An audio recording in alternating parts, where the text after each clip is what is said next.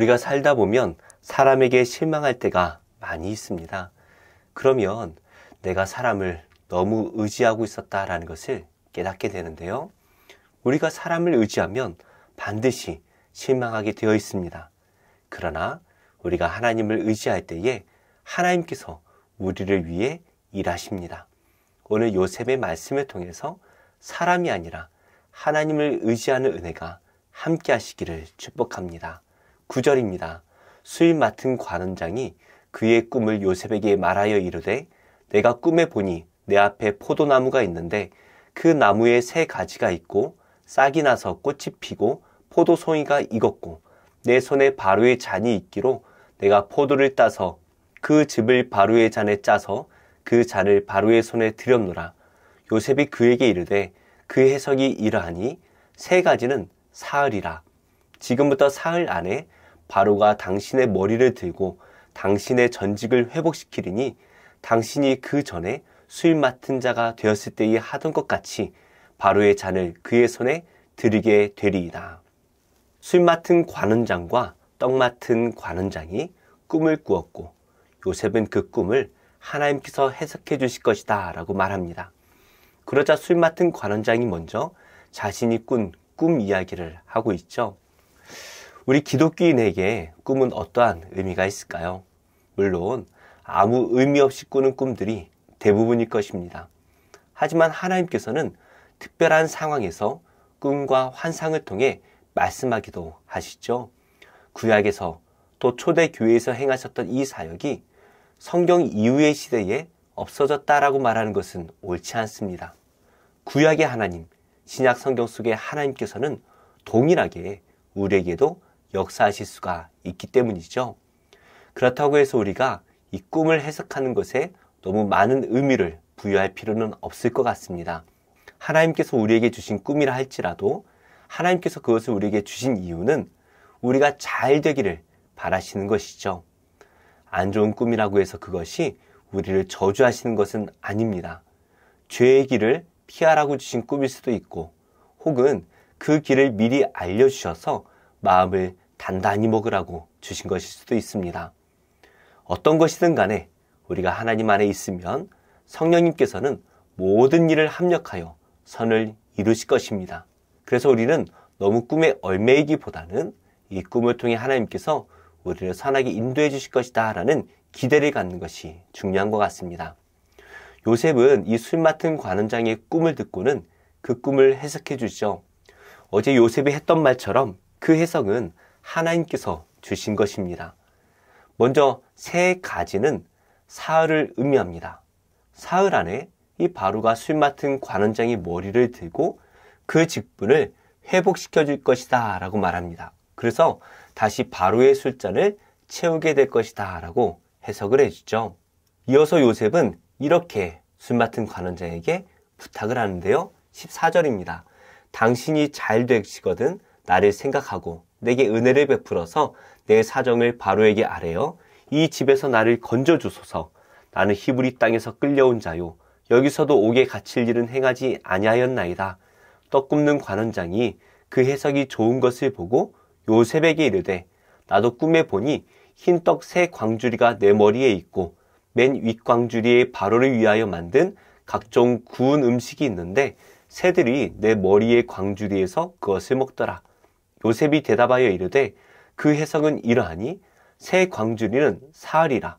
지금부터 사흘 안에 바로가 당신의 머리를 들고 당신을 나무 위에 달리니 새들이 당신의 고기를 뜯어 먹으리이다 하더니 바로의 신하는 이 꿈을 과연 믿었을까요? 요셉은 이 꿈을 분명하게 믿었습니다. 그래서 요셉은 이 관원장이 직분을 회복하게 될 때에 자신을 기억하고 또 바로에게 부탁을 해서 자신을 꺼내달라라고 요구합니다. 자신은 히브리 사람이고 이 감옥에 갇힐 이유가 전혀 없다라는 것인데요. 이 일이 정말로 그대로 이루어진다면 술 맡은 관원장은 요셉을 꺼내주기 위해 최선을 다해줬어야 할 것입니다. 이렇게 술 맡은 관원장의 꿈이 좋게 해석되는 것을 보고 떡 굽는 관원장도 자신의 꿈을 이야기하는데요. 내용도 비슷하니 자신에게도 좋은 일이 있을 것만 같았던 것 같습니다. 그러나 요셉의 해석은 달랐습니다. 머리에 이고 있던 이 새 광주리도 사흘을 의미하고 바로가 떡 굽는 관원장의 머리도 들어줄 것이다 라는 이 말씀까지는 술 맡은 관원장의 내용과 비슷합니다. 그러나 그 결과는 완전히 달랐죠. 바로는 그를 죽여 나무에 달고 새들이 이 관원장이를 뜯어먹을 것이다 라는 끔찍한 해석을 줍니다. 만약에 비슷한 꿈을 꾸었고 비슷한 결과였다면 꿈과는 상관없이 바로는 이 둘 다 복직할 마음을 이전부터 가지고 있었을 것이다 라고 우리는 추정을 할 수가 있죠. 그러나 그 결과는 완전히 달랐습니다. 한 사람은 복직하게 되고 한 사람은 나무에 달리게 되었다라는 것이죠. 이것이 이루어진다면 이 꿈 해석이 하나님께서 주신 것이다 라는 것을 분명하게 말해주는 증거인 것입니다. 이제 이 요셉의 꿈 해석은 어떻게 이루어지게 될까요? 20절 말씀입니다. 제3일은 바로의 생일이라 바로가 그의 모든 신하를 위하여 잔치를 베풀 때에 술 맡은 관원장과 떡 굽는 관원장에게 그의 신하들 중에 머리를 들게 하니라. 바로의 술 맡은 관원장은 전직을 회복하매 그가 잔을 바로의 손에 받들어 드렸고 떡 굽는 관원장은 매달리니 요셉이 그들에게 해석함과 같이 되었으나 술 맡은 관원장이 요셉을 기억하지 못하고 그를 잊었더라. 요셉이 이 꿈들을 해석해준 이 사흘은 사흘 후에 있을 바로의 생일이었습니다. 생일에 바로는 모든 신하를 위하여 잔치를 베풀었는데요. 이 두 관원장은 죄를 지어서 감옥에 갇혀 있었죠. 하지만 이들은 높은 관직에 있었고 또 반역죄를 지은 것은 아니었는지 바로는 이 두 관원장도 자신의 잔치에 초대를 합니다.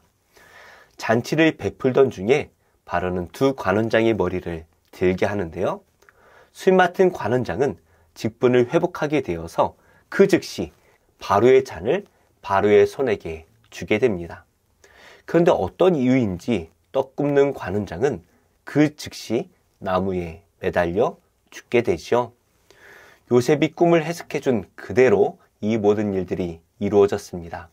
이 두 사람이 비슷한 꿈을 꾸었지만 그 결과가 완전히 상반되었다라는 것은 꿈 해석이 하나님께로부터 온 것이다 라는 것을 분명하게 말씀해 주시는 것이죠. 요셉은 이 술 맡은 관원장이 자신을 구해줄 것이다 라고 기대했을 것입니다. 죽다 살아났으니 이 꿈을 해석해준 요셉을 반드시 기억했어야만 하지요. 그러나 23절의 말씀은 이 술 맡은 관원장이 요셉을 기억하지 못하고 잊어버렸다라고 말씀하고 있습니다. 아마도 이 술 맡은 관원장에게 요셉은 크게 실망을 했을 것 같아요. 우리도 사람에게 선을 베풀면 우리도 모르게 어떤 기대를 하게 됩니다. 그러나 대부분은 그 기대에 못 미치는 결과로 돌아오게 되죠. 그렇다고 해서 우리는 너무 실망할 필요가 없습니다. 사람은 우리를 실망하게 만들지만 우리 하나님께서는 우리에게 신실하게 일하시기 때문입니다. 우리의 필요를 가장 잘 아시는 우리 하나님이시기에 우리에게 가장 좋은 때 그리고 가장 좋은 것으로 일하실 것입니다. 우리를 실망하게 한 이웃이 있다면 실망하지 마시고 오히려 그를 위해 기도하시기 바랍니다. 그러면 하나님께서는 우리에게 선하게 일하실 것이고 그 사람을 통해서 또 일하실지도 모르겠습니다. 우리가 세상을 의지하면 반드시 실망하게 되지만 하나님을 의지할 때에 하나님께서 우리를 도와주실 것입니다. 오늘도 사람을 의지하는 것이 아니라 하나님을 의지하는 복된 하루가 되시기를 예수님의 이름으로 축복합니다. 기도하겠습니다. 하나님, 우리가 사람을 의지하지 않으려 하지만 우리도 모르는 사이에 사람을 의지하고 실망하게 되고 상처받게 됩니다. 우리 안에 있는 이 상처를 치유하여 주시고 하나님께서 오늘을 선하게 인도하여 주옵소서. 지금 이슬람권에서 예수님을 믿고 있는 형제와 자매들을 기억해 주셔서 하나님께서 그들을 눈동자와 같이 지켜주시고 그들의 믿음을 지켜주셔서 흔들리지 않게 하여 주옵소서. 예수님의 이름으로 기도합니다. 아멘. 제8장. 엘리사가 이전에 아들을 다시 살려준 여인에게 이르되, 너는 일어나서 내 가족과 함께 거주할 만한 곳으로 가서 거주하라. 여호와께서 기근을 부르셨으니 그대로 이 땅에 7년 동안 임하리라. 여인이 일어나서 하나님의 사람의 말대로 행하여 그의 가족과 함께 가서 블레셋 사람들의 땅에 7년을 우거하다가 7년이 다함에 여인이 블레셋 사람들의 땅에서 돌아와 자기 집과 전토를 위하여 호소하려 하여 왕에게 나아갔더라. 그때 왕이 하나님의 사람의 사환 게하시와 서로 말하며 이르되, 너는 엘리사가 행한 모든 큰일을 내게 설명하라. 게하시가 곧 엘리사가 죽은 자를 다시 살린 일을 왕에게 이야기할 때에 그 다시 살린 아이의 어머니가 자기 집과 전토를 위하여 왕에게 호소하는지라. 게하시가 이르되, 내 주 왕이여, 이는 그 여인이요 저는 그의 아들이니 곧 엘리사가 다시 살린 자니이다. 왕이 그 여인에게 물으매 여인이 설명한지라. 왕이 그를 위하여 한 관리를 임명하여 이르되, 이 여인에게 속한 모든 것과 이 땅에서 떠날 때부터 이제까지 그의 밭의 소출을 다 돌려주라. 엘리사가 다메섹에 갔을 때 아람 왕 벤하닷이 병들었더니 왕에게 들리기를 이르되, 하나님의 사람이 여기 이르렀나이다. 왕이 하사엘에게 이르되, 너는 손에 예물을 가지고 가서 하나님의 사람을 맞이하고 내가 이 병에서 살아나겠는지 그를 통하여 여호와께 물으라.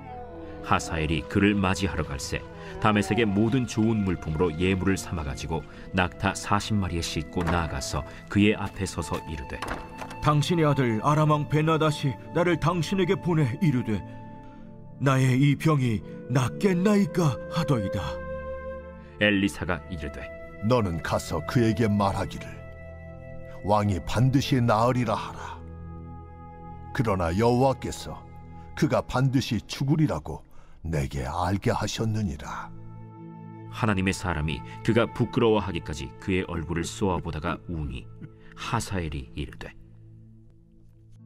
내 주여, 어찌하여 우시나이까? 내가 이스라엘 자손에게 행할 모든 악을 내가 알미라. 내가 그들의 성에 불을 지르며 장정을 칼로 죽이며 어린아이를 맺히며 아이벤 부녀를 가르리라. 당신의 개 같은 종이 무엇이기에 이런 큰일을 행하오리이까? 여호와께서 내가 아람 왕이 될 것을 내게 알게 하셨느니라.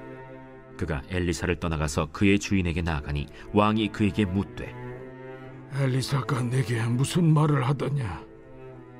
그가 내게 이르기를 왕이 반드시 살아나시리이다 하더이다. 그 이튿날에 하사엘이 이불을 물에 적시어 왕의 얼굴에 덮음에 왕이 죽은지라. 그가 대신하여 왕이 되니라. 이스라엘의 왕 아합의 아들 요람 제5년에 여호사밧이 유다의 왕이었을 때 유다의 왕 여호사밧의 아들 여호람이 왕이 되니라. 여호람이 왕이 될 때 나이가 32세라 예루살렘에서 8년 동안 통치하니라. 그가 이스라엘 왕들의 길을 가서 아합의 집과 같이 하였으니 이는 아합의 딸이 그의 아내가 되었습니다. 그가 여호와 보시기에 악을 행하였으나 여호와께서 그의 종 다윗을 위하여 유다 멸하기를 즐겨하지 아니하셨으니 이는 그와 그의 자손에게 항상 등불을 주겠다고 말씀하셨음이더라.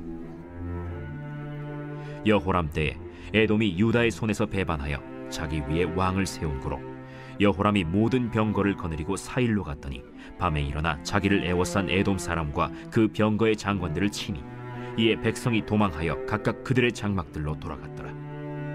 이와 같이 에돔이 유다의 수하에서 배반하였더니 오늘까지 그러하였으며 그때 림나도 배반하였더라.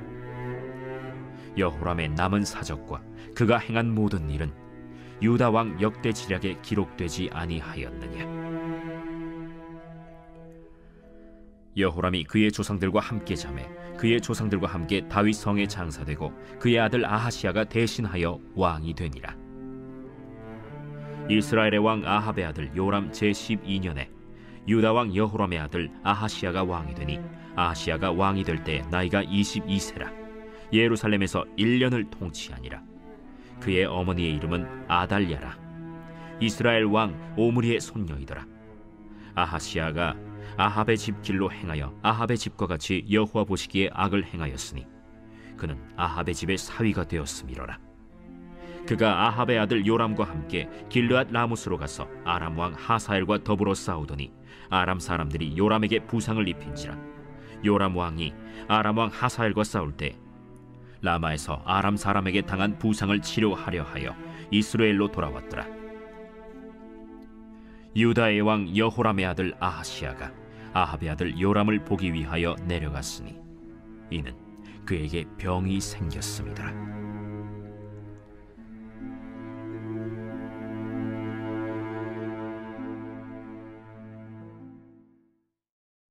제5장.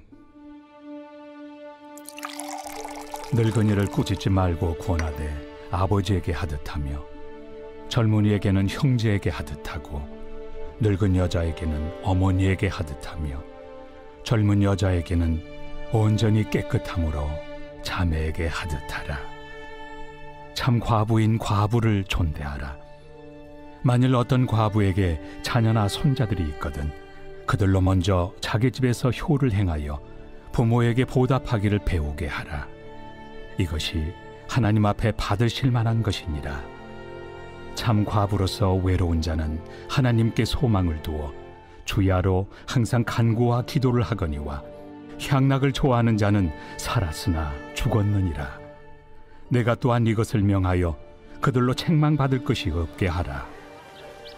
누구든지 자기 친족, 특히 자기 가족을 돌보지 아니하면 믿음을 배반한 자요 불신자보다 더 악한 자니라. 과부로 명부에 올릴 자는 나이가 60이 덜 되지 아니하고 한 남편의 아내였던 자로서 선한 행실의 증거가 있어 혹은 자녀를 양육하며 혹은 나그네를 대접하며 혹은 성도들의 발을 씻으며 혹은 환난당한 자들을 구제하며 혹은 모든 선한 일을 행한 자라야 할 것이요 젊은 과부는 올리지 말지니 이는 정욕으로 그리스도를 배반할 때 시집 가고자 함이니 처음 믿음을 저버렸으므로 정죄를 받느니라.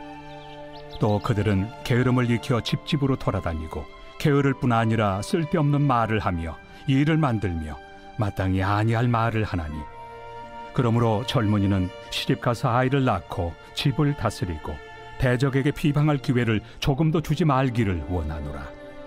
이미 사탄에게 돌아간 자들도 있도다.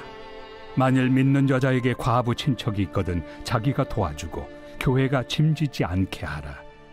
이는 참 과부를 도와주게 하려 함이라. 잘 다스리는 장로들은 배나 존경할 자로 알되 말씀과 가르침에 수고하는 이들에게는 더욱 그리할 것이니라.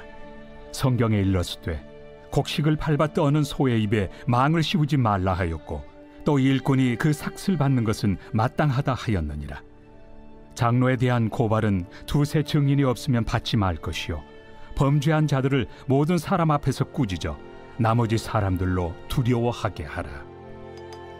하나님과 그리스도 예수와 택하심을 받은 천사들 앞에서 내가 엄히 명하노니 너는 편견이 없이 이것들을 지켜 아무 일도 불공평하게 하지 말며 아무에게나 경솔히 안수하지 말고 다른 사람의 죄에 간섭하지 말며 내 자신을 지켜 정결하게 하라. 이제부터는 물만 마시지 말고 내 위장과 자주 나는 병을 위하여는 포도주를 조금씩 쓰라. 어떤 사람들의 죄는 밝히 드러나 먼저 심판에 나아가고 어떤 사람들의 죄는 그 뒤를 따르나니 이와 같이 선행도 밝히 드러나고 그렇지 아니한 것도 숨길 수 없느니라. 제12장.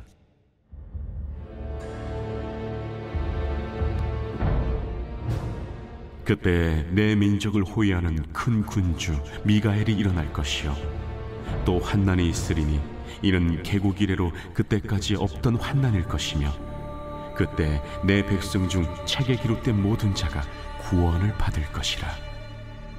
땅의 티끌 가운데서 자는 자 중에서 많은 사람이 깨어나 영생을 받는 자도 있겠고 수치를 당하여서 영원히 부끄러움을 당할 자도 있을 것이며 지혜 있는 자는 궁창의 빛과 같이 빛날 것이요 많은 사람을 옳은 대로 돌아오게 한 자는 별과 같이 영원토록 빛나리라. 다니엘아, 마지막 때까지 이 말을 간수하고 이 글을 봉함하라. 많은 사람이 빨리 왕래하며 지식이 더하리라. 나 다니엘이 본즉 다른 두 사람이 있어 하나는 강 이쪽 언덕에 섰고 하나는 강 저쪽 언덕에 섰더니 그 중에 하나가 세마포 옷을 입은 자 곧 강물 위쪽에 있는 자에게 이르되 이 놀라운 일의 끝이 어느 때까지냐? 내가 들은즉 그 세마포 옷을 입고 강물 위쪽에 있는 자가 자기의 좌우 손을 들어 하늘을 향하여 영원히 살아계시는 이를 가리켜 맹세하여 이르되 반드시 한때 두때 반때를 지나서 성도의 권세가 다 깨지기까지이니 그렇게 되면 이 모든 일이 다 끝나리라 하더라. 내가 듣고도 깨닫지 못한지라. 내가 이르되 내 주여 이 모든 일의 결국이 어떠하겠나이까 하니 그가 이르되 다니엘아, 갈지어다. 이 말은 마지막 때까지 간수하고 봉함할 것임이니라. 많은 사람이 연단을 받아 스스로 정결하게 하며 희게 할 것이나 악한 사람은 악을 행하리니 악한 자는 아무것도 깨닫지 못하되 오직 지혜 있는 자는 깨달으리라. 매일 드리는 제사를 폐하며 멸망하게 할 가증한 것을 세울 때부터 1290일을 지낼 것이요 기다려서 1335일까지 이르는 그 사람은 복이 있으리라. 너는 가서 마지막을 기다리라. 이는 내가 평안히 쉬다가 끝날에는 내 몫을 누릴 것임이라.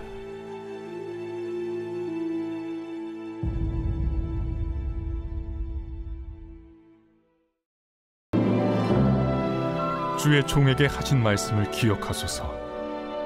주께서 내게 소망을 가지게 하셨나이다. 이 말씀은 나의 고난 중의 위로라. 주의 말씀이 나를 살리셨기 때문이니이다. 교만한 자들이 나를 심히 조롱하였어도 나는 주의 법을 떠나지 아니하였나이다.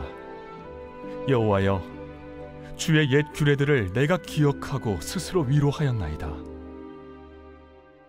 주의 율법을 버린 악인들로 말미암아 내가 맹렬한 분노에 사로잡혔나이다. 내가 나그네된 집에서 주의 율례들이 나의 노래가 되었나이다.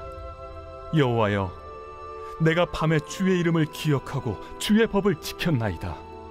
내 소유는 이것이니 곧 주의 법도들을 지킨 것이니이다. 여호와는 나의 분깃이시니 나는 주의 말씀을 지키리라 하였나이다. 내가 전심으로 주께 간구하였사오니 주의 말씀대로 내게 은혜를 베푸소서. 내가 내 행위를 생각하고 주의 증거들을 향하여 내 발길을 돌이켰사오며 주의 계명들을 지키기에 신속히 하고 지체하지 아니하였나이다. 악인들의 줄이 내게 두루 얽혔을지라도 나는 주의 법을 잊지 아니하였나이다. 내가 주의 의로운 규례들로 말미암아 밤중에 일어나 주께 감사하리이다. 나는 주를 경외하는 모든 자들과 주의 법도들을 지키는 자들의 친구라. 여호와여, 주의 인자하심이 땅에 충만하였사오니 주의 율례들로 나를 가르치소서. 여호와여, 주의 말씀대로 주의 종을 선대하셨나이다. 내가 주의 계명들을 믿었사오니 좋은 명철과 지식을 내게 가르치소서. 고난당하기 전에는 내가 그릇 행하였더니 이제는 주의 말씀을 지키나이다. 주는 선하사 선을 행하시오니 주의 율례들로 나를 가르치소서. 교만한 자들이 거짓을 지어 나를 치려 하였사오나 나는 전심으로 주의 법도들을 지키리이다. 그들의 마음은 살쪄서 기름덩이 같으나 나는 주의 법을 즐거워하나이다.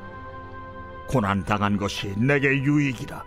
이로 말미암아 내가 주의 율례들을 배우게 되었나이다. 주의 입의 법이 내게는 천천 금은보다 좋으니이다.